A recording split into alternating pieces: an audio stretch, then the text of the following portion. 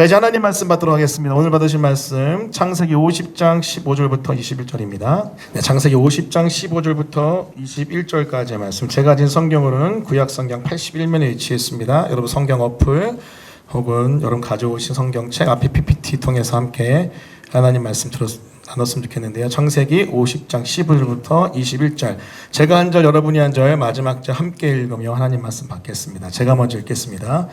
요셉의 형제들이 그들의 아버지가 죽었음을 보고 말하되 요셉이 혹시 우리를 미워하여 우리가 그에게 행한 모든 악을 다 갚지나 아니할까 하고 요셉에게 말을 전하여 이르되 당신의 아버지가 돌아가시기 전에 명령하여 이르시기를 너희는 이같이 요셉에게 이르라 내 형들이 내가 악을 행하였을지라도 이제 바라건대 그들의 허물과 죄를 용서하라 하셨나니 당신 아버지 하나님의 종들인 우리 죄를 이제 용서하소서 하매 요셉이 그들이 그에게 하는 말을 들을 때에 울었더라. 그의 형들이 또 친히 와서 요셉의 앞에 엎드려 이르되 우리는 당신의 종들이니이다. 요셉이 그들에게 이르되 두려워하지 마소서 내가 하나님을 대신하리이까 당신들은 나를 해하려 하였으나 하나님은 그것을 선으로 바꾸사 오늘과 같이 많은 백성의 생명을 구원하게 하시려 하셨나니 다 같이 읽겠습니다. 당신들은 두려워하지 마소서 내가 당신들과 당신들의 자녀를 기르리이다 하고 그들을 간곡한 말로 위로하였더라. 아멘. 네, 오늘 말씀은 창세기 50장 15절부터 21절까지의 말씀을 본문으로 The Son Sent One Joseph 마지막입니다. 용서할 때 비전이 성취된다. 용서할 때 비전이 성취된다는 제목의 하나님 말씀을 증거하겠습니다. 여러분 복수하면 떠오르는 문학작품 있습니까? 복수. 여러 가지 문학작품들이 있을 텐데요. 또 영화, 드라마들이 있을 텐데 저는 가장 먼저 떠오르는 것 영미의 고전인 셰익스피어의 햄릿이 떠오릅니다. 햄릿. 여러분 햄릿 내용 혹시 기억하고 계시나요? 제가 잠깐 설명해 드려 볼게요. 이 덴마크의 왕이었던 이 햄릿의 아버지를 독살한 그리고 왕위를 차지한 삼촌, 햄릿의 삼촌 클라우디우스. 그런데 여러분 왕자뿐만 아니라 햄릿의 어머니까지도 차지해버리는 이 악한 외삼촌입니다. 이 삼촌에 대한 삼촌입니다. 이 삼촌에 대한 왕자 햄릿의 복수극이 바로 이 셰익스피어의 햄릿인데 햄릿은요 복수의 기회를 잡기 위해서 이 햄릿이 사랑하는 여인인 오피리아마저 속여서 미친 척하는 연기를 하죠. 마치 다윗처럼. 자, 그래서 삼촌을 속이긴 하지만 여러분 참 힘든 삶을 살게 됩니다. 자, 근데 그 과정 가운데 이 삼촌이 정말로 아버지를 암살했는지를 확인할 필요가 있었어요. 그래서 이 떠돌이 극단에게 부탁해서 암살 장면을 극화해서 연극으로 꾸며서 삼촌이 보게 합니다. 근데 삼촌의 반응이 독살 장면 때 나가버려요. 그때 확신을 얻게 된 햄릿. 삼촌이 정말 죽였구나. 그래서 연극 직후에 어머니와 대화하는데 그 뒤에 어떤 한 사람이 숨어 있었습니다. 그래서 삼촌인 줄 알고 찔렀는데 아니었어요. 누구였냐면은 자기가 사랑하는 여인이었던 오피리아의 아버지였던 재상 플로니우스였습니다. 근데 여기서부터 이제 핏빛 잔치가 시작이 돼요. 사실 잔치가 아니죠. 너무나 비극이죠. 오피리아가 그 후에 자살합니다. 아버지가 자기가 사랑하는 남자친구가 죽였으니 아버지를 자살하게 되고요. 그리고 장례식 때 이 오피리아의 오빠는요, 이 햄릿에게 대결을 신청합니다. 결투를 신청해요. 그래서 결투가 벌어지게 되는데 이 삼촌인 클라우디우스는 오피리아의 오빠의 칼에 독을 묻혀요. 여러분 여기서부터 좀 복잡합니다. 복잡한 이유가 있어요. 이만큼 복수는 정말 치열하고 치밀하고 치사한 겁니다. 삼촌 클라우디우스가 이 오피리아에게 오빠의 칼에 독을 묻혀 싸우게 하는데 그리고 하나 더 준비했어요. 혹시 햄릿이 마실 줄도 몰라서 포도주에다가 독약을 타요. 근데 기가 막힌 일이 벌어집니다. 그 포도주는 누가 먹냐면 햄릿의 어머니가 먹어서 죽게 되고 독이 묻은 칼은요 햄릿이 가져와서 오피리아의 오빠를 찌르게 됩니다. 어떻게 되죠? 오피리아 오빠 이제 죽어가요. 근데 그때 막 이런저런 대화하다가 화해가 일어납니다. 근데 햄릿도 그 과정 속에서 물론 삼촌은 죽이지만 칼에 맞아서 죽게 돼요. 자, 이것이 바로 햄릿의 스토리입니다. 뭡니까? 다 죽어요. 너무 안타깝지만 다 죽습니다. 복수를 꿈꿨으나 햄릿 포함하여 일가가 다 죽으며 이 이야기는 끝납니다. 셰익스피어의 4대 비극 중에 하나 햄릿. 저는 이 햄릿을 대할 때 떠나지 않는 질문이 하나 있습니다. 그건 뭐냐면요. 복수가 우리에게 가져다 주는 게 뭐지? 생명인가? 죽음인가? 뭐 산나 죽냐 그것이 문제로다라는 유명한 격언이 여기 나왔죠. 복수하게 됐어요. 하지만 뭐죠? 모두 다 죽음으로 끝나는 비극 중에 비극이 바로 이 복수극이 아닌가라는 생각에 저는 가슴 아파합니다. 여러분, 정말 복수하면 기쁠까요? 정말 마음이 평안할까요? 그리고 원하는 게 이루어질까요? 여러분, 혹시 복수해 보셨습니까? 그 복수가 가져다주는 그 무엇인가가 정말 우리를 행복하게 하는지 정말 생각하게 하는 작품이 햄릿입니다. 자, 그런데 오늘 본문에는 이 햄릿만큼이나 가슴 아픈 가족의 배신의 사연을 가지고 있는 남자가 등장합니다. 누구죠? 요셉이에요, 요셉. 근데 여러분, 햄릿과 다르게 요셉이 선택한 건 뭐죠? 복수가 아니었습니다. 바로 용서를 선택합니다. 여러분, 오늘 말씀 보시면은 17절 같이 한번 읽겠습니다. 17절 말씀 보여주시겠어요? 같이 읽습니다. 자, 시작. 너희는 이같이 요셉에게 이르라. 내 형들이 내게 악을 행하였을지라도 이제 바라건대 그들의 허물과 죄를 용서하라 하셨나니 당신 아버지의 하나님의 종들인 우리 죄를 이제 용서하소서 하며 요셉이 그들이 그에게 하는 말을 들을 때 울었더라. 요셉을 죽이려고 했던, 하지만 죽이지 못하고 이집트의 노예로 팔아버렸던 형들, 이 형들 때문에 요셉은요 13년 동안 지옥과 같은 노예와 감옥 생활을 하게 됩니다. 하지만 이 이집트의 총리가 된 요셉, 하나님의 뜻과 계획 안에서 이집트의 총리가 된 요셉, 이 요셉이 형들을 용서하고요 선대해서 지금 이집트에 이민 와 있는 상태예요. 자, 그런데 아버지 야곱이 죽습니다. 죽을 때 형들의 마음 가운데 찾아온 두려움 뭐예요? 아버지 야곱이 죽었으니 혹시 또 요셉이 우리를 죽이려 하지 않을까라는 두려움 속에서 아버지가 이렇게 이야기했어 라고 이야기하는 게 17절의 내용입니다. 그러면서 이렇게 고백하죠. 우리 죄를 이제 용서해달라고. 그때 요셉이 반응이 어떻습니까? 울어요, 울어. 그러면서 19절부터 21절 이렇게 이야기합니다. 너무나 중요한 말씀인데 우리 같이 한번 읽겠습니다. 자, 시작. 요셉이 그들에게 이르되 두려워하지 마소서. 내가 하나님을 대신하리이까. 당신들은 나를 해하려 하였으나 하나님은 그것을 선으로 바꾸사 오늘과 같이 많은 백성의 생명을 구원하게 하시려 하셨나니 당신들은 두려워하지 마소서. 내가 당신들과 당신들의 자녀를 기르리이다 하고 그들을 간곡한 말로 위로하였더라. 뭐하고 있어요? 용서하고 있습니다. 아니, 이미 용서했다라고 다시 한번 알려주고 있어요. 여러분, 기억하십시오. 요셉에게 주어지는 하나님 나라 비전은 높아지는 게 아닙니다. 낮아져 섬김을 통하여 많은 사람의 백성을 구원하는 거였어요. 자, 그런데 단순히 그때 당시에 이집트 주변에 있었던 세계를 구원하는 것뿐만 아니라 요셉의 가족을 구원함으로 그 가족을 통해 누가 와요? 예수님이 오시잖아요. 온 세상의 영혼들을 구원할 예수 그리스도가 오게끔 하는, 그래서 많은 사람의 생명을 살리는 이 역할을 요셉이 감당한 거죠. 이것을 위해 요셉은요 죽음과 같은 13년의 고난을 경험하고 총리 오른 다음에 사람을 살리는 비전을 향해서 점점 나아가고 있었고, 결정적인 순간에 그 비전을 성취하는데, 그 비전을 성취할 때 요셉의 마음 가운데는 무엇이 흘렀습니까? 복수가 아니고요 용서가 있었어요. 용서가. 여러분, 기억하십시오. 사람을 살리는 비전의 완성은요 이 요셉처럼 용서할 때 일어납니다. 형제들을 용서하지 않고 복수했다면 어떻게 돼요? 예수님 오지 않아요. 못 옵니다. 형제들을 용서했기 때문에 사람을 살리는 비전인 요셉의 비전이 완성된 거죠. 여러분, 기억하십시오. 복수하면 다 죽습니다. 하지만 용서하면 다 살아나요. 복수하면 비전이 결국에는 망가지지만 용서하면 비전이 성취됩니다. 할렐루야. 이것이 우리가 오늘 기억해야 돼. 용서할 때 살아나고 용서할 때 비전이 성취된다는 오늘의 원포인트 메시지입니다. 우리 삶을 보면은요 깨어진 관계 가운데 막 미워하고 질투하고 시기하고 복수하는 것들이 빈번하게 일어난 그런 죄인들의 인생입니다. 근데 여러분 기억하십시오. 용서해야지 돼요. 용서해야지 살아나고요. 용서해야지 하나님 우리에게 주신 하나님 나라의 비전이 일어나고, 용서해야지 결국은 승리하게 되는 것입니다. 하지만 문제가 있어요. 어렵습니다. 여러분, 용서하는 게 쉽습니까? 제가 여러분 신앙생활 쭉 하고 목회 쭉 해보니까요 마지막 단계가 뭐냐면 용서인 것 같아요. 용서가 제일 어려운 것 같습니다. 용서하지 못해서 가슴에 응어리 지고 살아가는 경우가 너무나 많고요, 용서하지 못해서 내 영혼이 갈갈이 찢겨진 경우가 너무나 많습니다.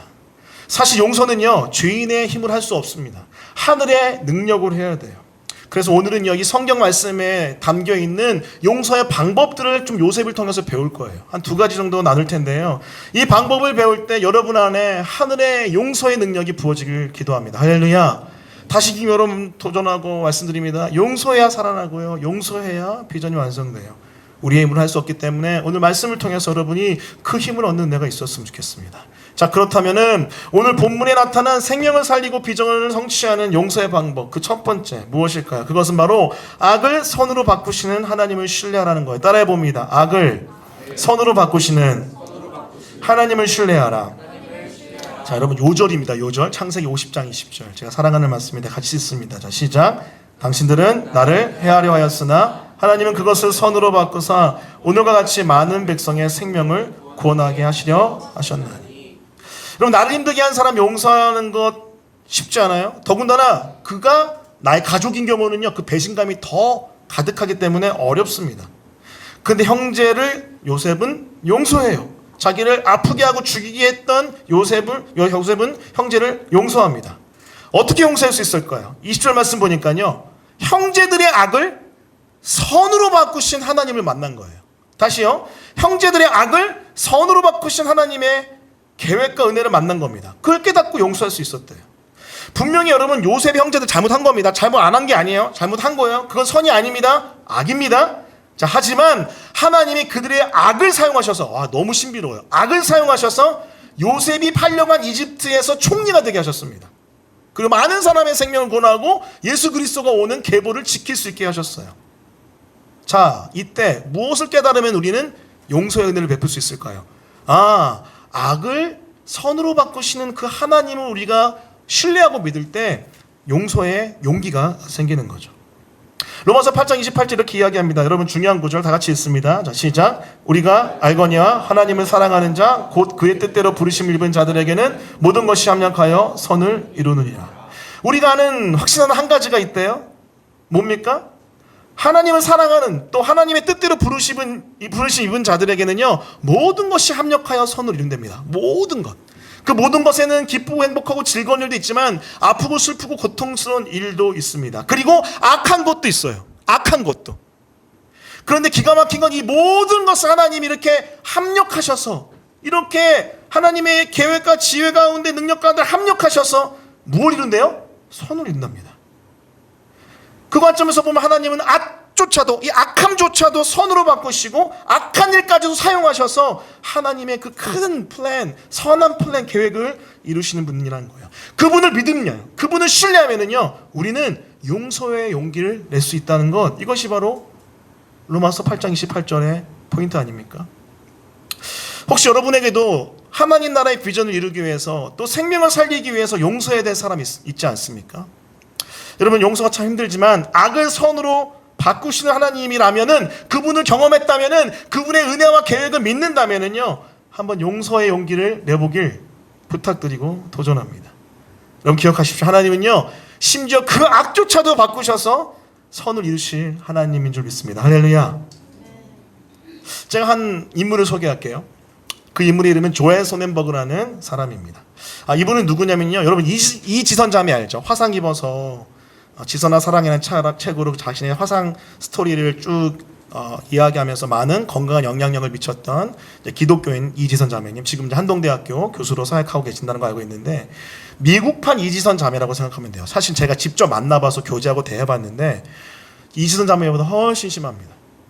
1살 때 미국 톨게이트에 아버지와 함께 차를 타고 가다가 사고가 났는데 대형 트럭이 들이받는 사고가 났어요. 근데 알고 보니까 이 대형 트럭 운전수가 막 분노에 못 이겨서 그냥 들이받아버린 거예요. 분노 가운데 도망가 버렸습니다. 캐나다로. 못 잡았는데. 근데 그때 막 차 불타는데 아버지는 막 무의식 가운데 뛰쳐나가 버린 거예요. 그런데 애가 뒤에 있잖아요. 근데 어떤 사람이 지나가던 용감한 의인이 가서 벨트를 풀고 아이를 던져버린 거예요. 카시트를 던져버린 겁니다. 그래서 살았어요. 너무 뜨거운데 손이 녹을 정도로 뜨거웠는데 그 의인이 던져버려서 아이가 살았습니다. 근데 기가 막힌 건 다 녹아버렸어요. 50번 수술합니다. 이 아이가 엄마한테 그랬대요. 십자가에 못 박힌 예수님보다 내가 더 고통스러울 거야. 그 이야기를 합니다. 그 다음 페이지 보여주시면은 이렇게 어린아이가 수술 가운데 이제 살아났는데 피부는 다 녹았고, 제가 실제로 봤는데 엄지손가락 하나 남겨놓고 손가락이 없어요. 발가락도 없고 피부도 다 녹아버렸고. 그래서 주변의 친구들이 외계인이라고, 그리고 원숭이라고 놀렸대. 뇌 두개골도 함몰돼가지고 이렇게 스케이트보드 머리를 보호하는 헬멧을 쓰지 않으면 안 됐던 그런 어린 시절이었습니다. 그런데 여기서 반전이 일어나요. 뭐냐면요, 부모님이 어떤 메시지를 계속 주냐면은, 조엘, 그렇지만 너는 하나님의 사랑하는 아들이다.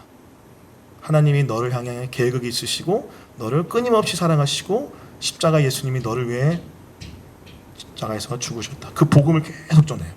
와, 근데 무서운 게 뭐냐면요, 이 어렸을 때부터 계속 반복적으로 증거된 복음을 이 아이가 받아들이고요, 이 복음 안에서 이 아이가 사실은 그런 아이들의 놀림과 외모를 볼 때 무너져야 되는데 무너지지 않고요, 그 내면이요 굉장히 건강하게 큽니다.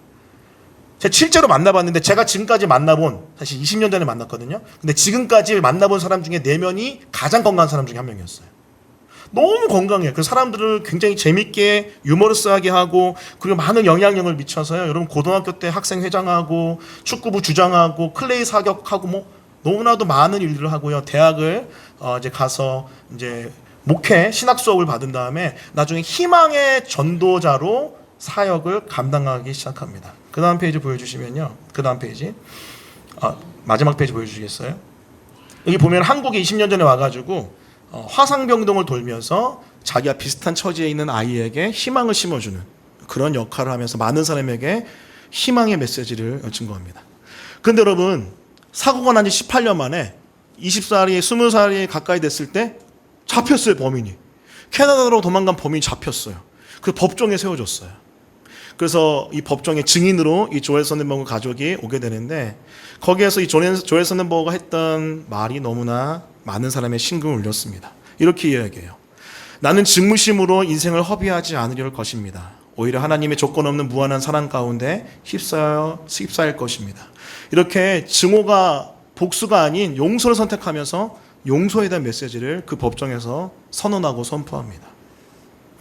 여러분, 어떻게 이렇게 용서할 수 있었을까요? 여러 가지 이유가 있었겠지만은 이 조엘 선덴버그의 마음 안에는요, 하나님의 선한 뜻과 계획을 경험하고 안 지혜가 있었던 것 같아요. 여러분, 이 사건이 아니었으면 조엘 선덴버그는 이런 희망의 전도사가 될 수 없었습니다. 물론 이런 사건이 없었으면 더 좋았을 수도 있겠죠. 하지만 조엘 선덴버그는 그렇게 인생을 해석하지 않습니다. 모든 것을 합력하여 선을 이루시는 주님, 이 사건이 너무나 자신과 자신의 가족을 아프게 했지만 결국은 많은 사람들을 살리는 희망의 전도자로서 사명을 감당하게 한 하나님의 계획이 있었다. 이것을 믿었을 때 용서할 수 있었던 거죠. 사랑하는 성도 여러분, 사실 어렵습니다. 용서라는 주제는요, 솔직히 말씀드리면 굉장히 힘들어요. 어려워요. 하지만 믿음으로 도전합니다. 만약에 그의 악이 나를 아프게 했지만 하나님이 그의 악조차도 사용해서 선을 이루신다면은 우리는 그 하나님 신뢰함으로 용서의 한 발 내디뎌볼 수 있는 거죠. 쉽지 않지만 그 하나님을 신뢰함으로 한 발짝 한 발짝 나아가는, 용서를 향해 나아가는 여러분 되었으면 좋겠습니다. 그것이 바로 생명을 살리고 비전을 성취하는 용서의 첫 번째 방법, 악을 선으로 바꾸시는 하나님을 신뢰하는 겁니다. 따라해 보겠습니다. 악을 선으로 바꾸시는 하나님을 신뢰하라. 자, 두 번째입니다. 하나 더 가슴에 새겼으면 좋겠어요. 그것은 더 어려운 건데요, 하지만 믿음으로 붙잡아 봅시다. 원수된 나를 용서하신 하나님의 사랑을 기억할 때 우리는 용서할 수 있습니다. 50장 20절 제가 읽겠습니다. 당신들은 나를 해하려 하였으나 하나님은 그것을 선으로 바꾸사 오늘과 같이 많은 백성의 생명을 구원하게 하시려 하셨나니. 여러분, 요셉의 용서가 결국 무엇을 이뤄냈습니까? 많은 사람의 생명을 살렸습니다. 자, 그런데 창세기 50장을 넘어서 성경 전체로 이 컨텍스트를 확장해서 볼게요. 요셉의 용서보다 더 나은 용서를 하신 분이 누굽니까? 바로 예수 그리스도죠. 요셉보다 더 나은 자이신 예수님의 용서, 그 용서는 십자가의 용서였는데 그 십자가의 용서는 어떻게 됐습니까? 요셉보다 더 놀라운 많은 영혼의 구원을, 많은 생명의 구원을 이뤄냈습니다. 자, 그런데 이 50장이 갇혀있지 않고 성경 전체를 봤을 때 더 나은 용서를 하신 더 나은 요셉이신 예수님의 용서를 봤는데요, 그 예수님의 용서를요, 로마서 5장 8절 이렇게 이야기해요. 우리 같이 한번 읽어볼게요. 읽습니다. 자, 시작. 우리가 아직 죄인 되었을 때 그리스도께서 우리를 위하여 죽으심으로 하나님께서 우리에 대한 자기의 사랑을 확증하셨느니라. 하나님의 아들인 예수님께서 우리 위해 죽으심으로 우리를 향한 하나님의 사랑이 확증됐는데 언제 죽으셨죠? 자, 이게 중요합니다. 언제 죽으셨죠? 죄인 되었을 때. 우리가 아직 죄인 되었을 때. 죄 덩어리고 진노와 죽음 덩어리여서 거룩한 하나님과 대치되어 하나님의 원수가 된 그 상태, 그 악하고 악한 원수인 상태임에도 불구하고 하나님의 아들 예수님은 우리를 끌어안고, 원수인데 끌어안고 십자가에서 대신 죽어줌으로 우리를 용서하신 거죠. 그래서 우리를 살렸습니다. 이 원수된 나를, 우리를 살리신 예수님의 하나님의 사랑을 우리가 믿음으로 받아들이 우리 영혼 구원받은 거잖아요. 근데 여러분, 이것을 계속 묵상하다 보면은요, 여기까지 다다를 수 있어요. 여기까지 다다를 수 있어요. 뭐냐면은, 나를 위해 악한 짓을 한 저 원수도 용서해 볼 수 있는 용기와 힘이 시작될 수 있는 거죠. 쉽진 않지만 십자가가 여기까지 가게 하는 겁니다. 로마서 15장 7절 같이 읽습니다. 시작. 그러므로 그리스도께서 우리를 받아 하나님께 영광을 돌리신 것 같이 너희도 서로 받으라. 우리가 서로를 받는 것, 용서하고 용납하는 것 어떻게 할 수 있어요? 그리스도께서 우리를 용서하고 용납하여 받아주신, 기억할 때 우리 서로를 용서하고 용납하며 받아줄 수 있는 거죠. 여러분, 이 용서와 용납은 좀 더 들어가면은요, 좀 다른 차원입니다. 우리 제자 양육 때도 배우고, 제가 이제 2학기 가을학기 때 메시지 통해 나눌 텐데요. 용서는요, 잘못한 사람이 찾아와서 용서를 구해야지 용서가 일어나는 거예요. 다시요. 용서는 잘못한 사람이 찾아와서 용서를 구해야지 내가 용서하며 이 용서가 완결되는 겁니다. 그럼 용납은 뭘까요? 찾아오지 않음에도 불구하고, 오히려 나를 해코지 함에도 불구하고 그냥 두 팔 벌려 안아버리는 거, 이게 용납입니다. 사실 용납이요, 용서보다 훨씬 어렵습니다. 하지만 성경은 무엇을 얘기합니까? 이 용서와 용납의 주님을 만났다면 우리는 믿음으로 그 길을 걸어가 볼 수 있다. 그것이 바로 원수된 나를 용서하신 하나님의 사랑 안에서 내디뎌 볼 수 있는 용서와 용납의 발걸음입니다.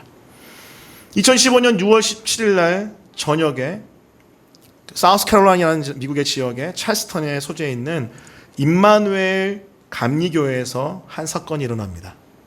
그 다음 페이지 보여주시면 그 교회인데요.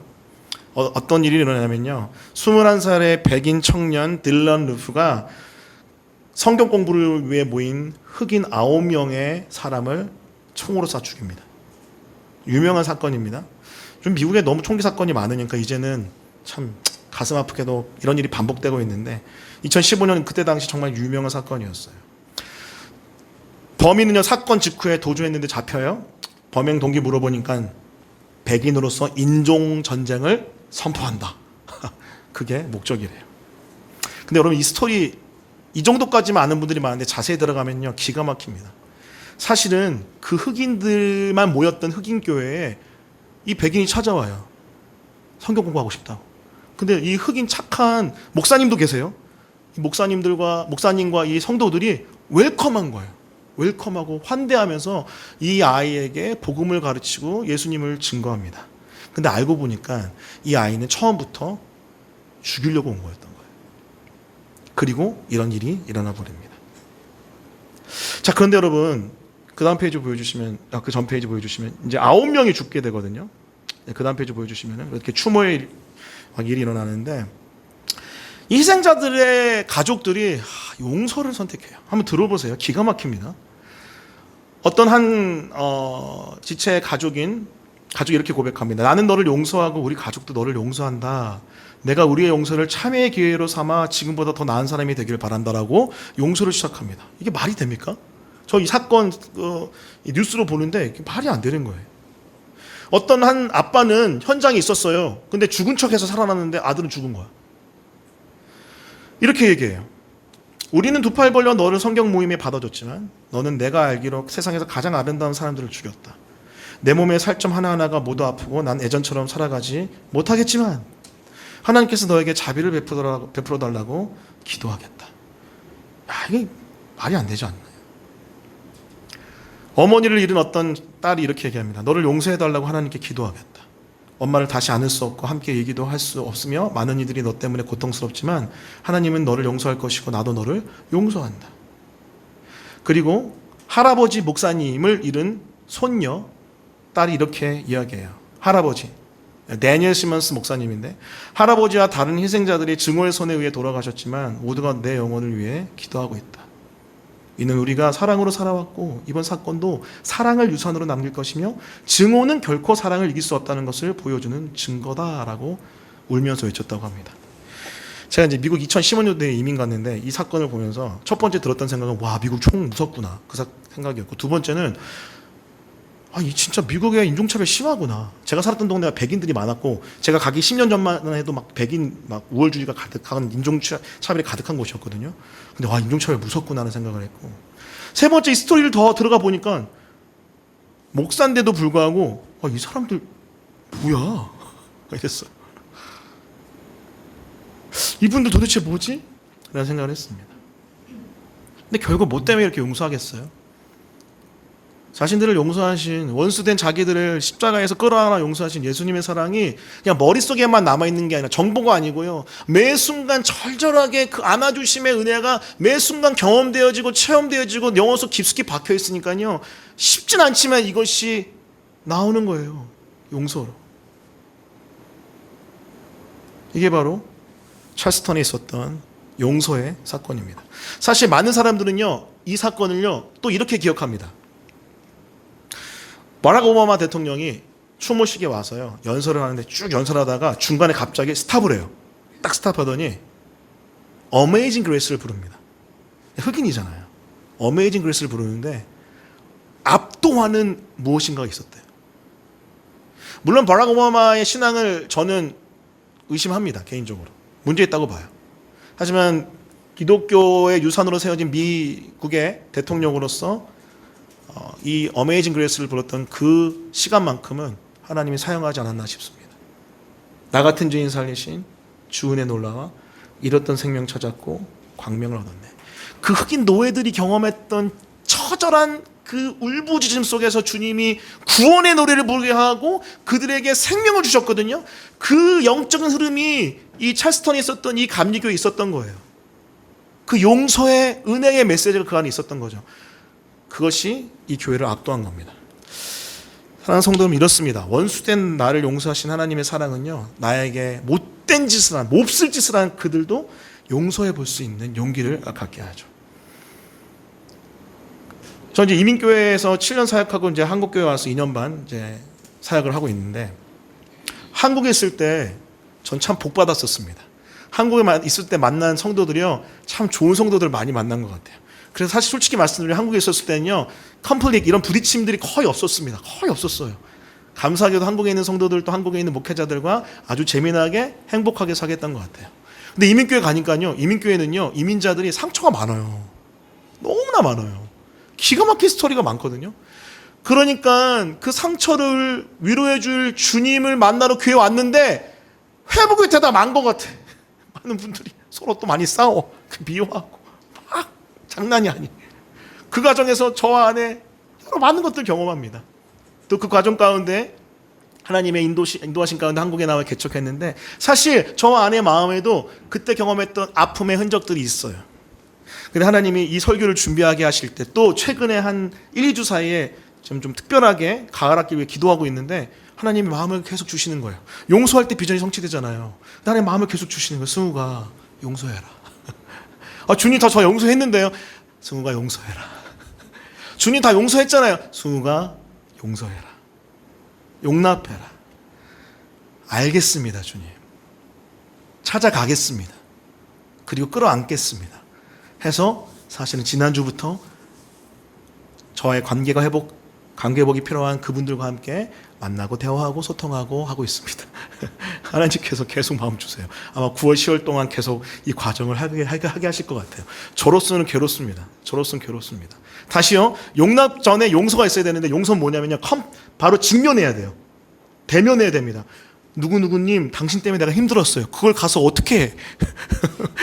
갑자기 3년 만에 나와서 누구누구님 내가 당신 때문에 힘들었어요. 그거 어떻게 해?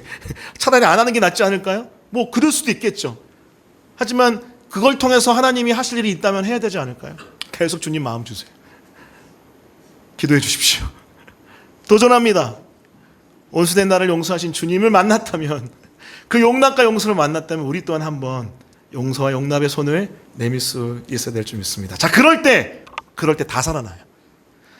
햄릿 다 죽잖아요. 그러면 안 되죠. 요새 어떻게 돼요? 다 살잖아요. 이 시대 요셉으로서 여러분이 생명을 누리고 비전을 완성하는, 그리고 하나님 나라의 꿈을 이루는 우리가 모두가 되었으면 좋겠습니다. 따라해 보겠습니다. 용서할 때 비전이 성취된다. 우리 함께 말씀 기억하며 찬양하겠습니다. 우리 찬양은 하나님 내 힘으로는 용서할 수 없으니 용서를 가르쳐 주시고 용서의 은혜를 내 안에 흘려보내 주십시오. 우리 보소서 주님 함께 찬양하며 하나님께 나가겠습니다.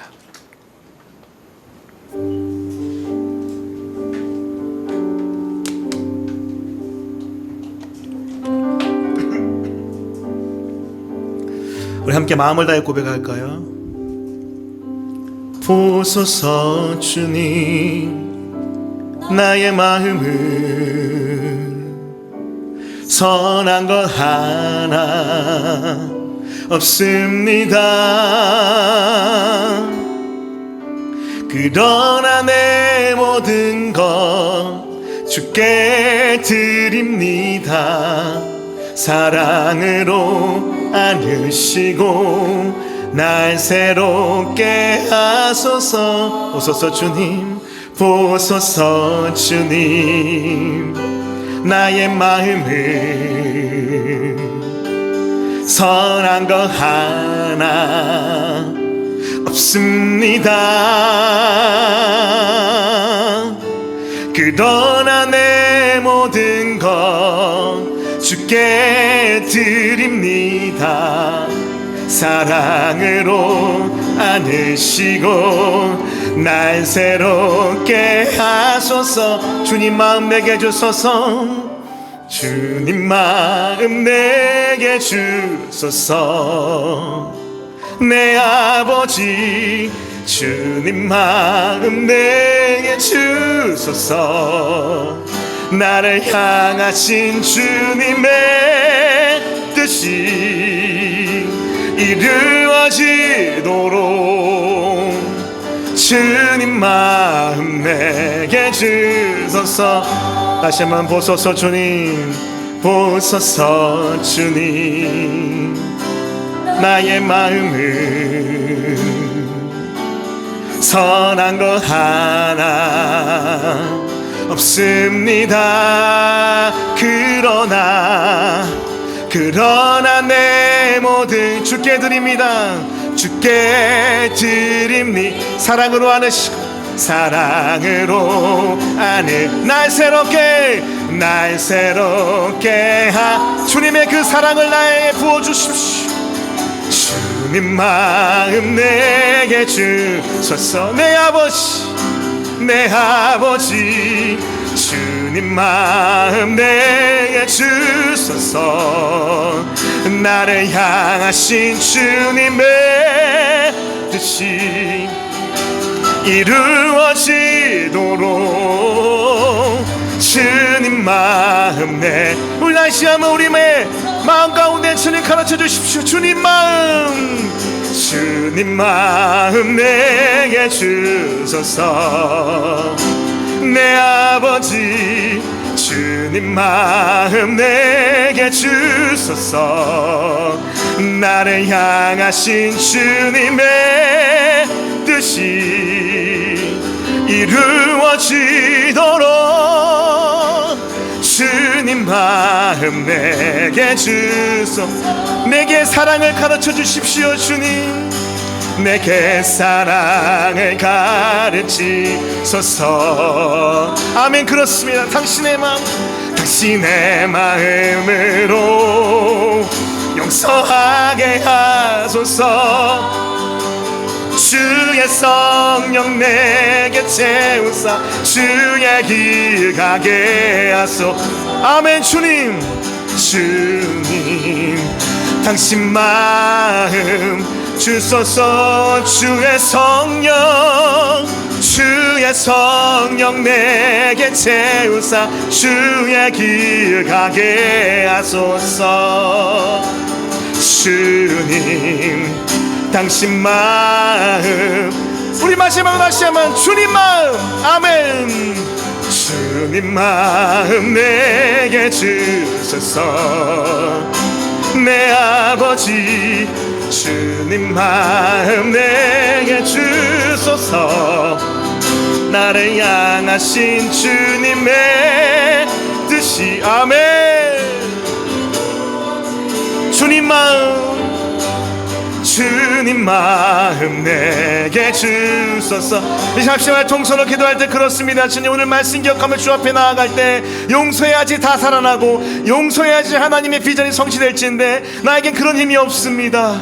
하지만 합력하여 선을 이루시고 악조차도 선으로 바꾸어 하나님의 뜻을 이루시는 그 주님을 우리가 믿는다면, 또 우리가 원수되었을 때 우리를 끊어내신 주님의 그 십자가 사랑을 우리가 알고 믿는다면 우리가 용서의 발자국을 내딛어볼 수 있는 줄 믿습니다. 주님, 나에게 힘이 없사오니 주여 진리 가운데 용서할 수 있도록 도와주시고 함께하여 주시옵소서. 우리 말씀 기억하며 합심하여 통성으로 기도하겠습니다. 기도합니다.